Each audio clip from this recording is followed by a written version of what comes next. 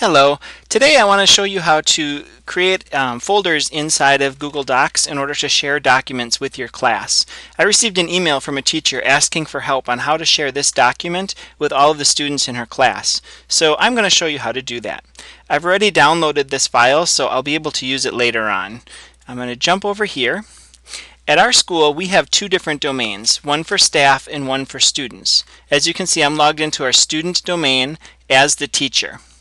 In my opinion, the easiest way to share documents with an entire class would be to set up a folder and to share that folder. That way, any document you put in that folder, the entire class can see.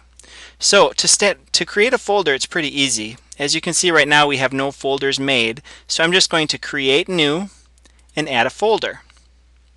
As you can see, it starts a new folder. I'm going to call this folder Language Arts 8-1, and at our school that would be Mrs. Engel's homeroom, and save.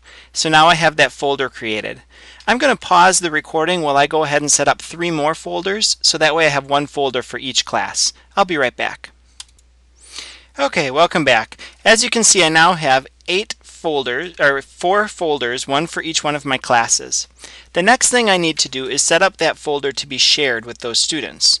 So there's 2 ways you can do that. One is you can click on the check mark here and then go to share, or you can just right click on the name of the folder over here. Oops, sorry about that. Right click and then go to share. Either way will work. I'm going to be inviting people to share this folder. From here, you can type in the names of any of the students who you want to have access to the folder.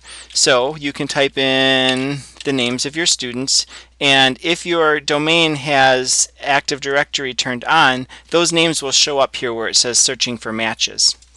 But instead of doing that, I actually have a list of the email addresses of all of the students in this class, so I'm just going to copy and paste that in here to make it a little bit quicker. So let me grab my list here, copy and paste it in. And now all of the students in that class are in here. And I actually don't need to send them invitations, I just want to invite them. So I'm going to click add without sending invitations. So now all of those students have access to that folder. Okay, so the next step is you drag any document that you want the students to have access to. So as you can see, there's a little picture of a person in there. That means that that folder is being shared. So what I'm going to do is I'm going to upload that document that the teacher emailed me. I hit upload, and then I'm going to select the files that I want to upload. And here's the document that she emailed me. You can use any document you have on your computer. I've got that one set up, so I'm going to start the download. And as you can see, it's all uploaded and ready to go. And if I go back to my Google Docs page, you can see that Preliminary Outlines is there. The next step then is I just drag that file and drop it in that folder.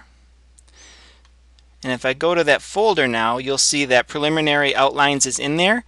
And all of the students who I've set up to share this folder with have access to that file.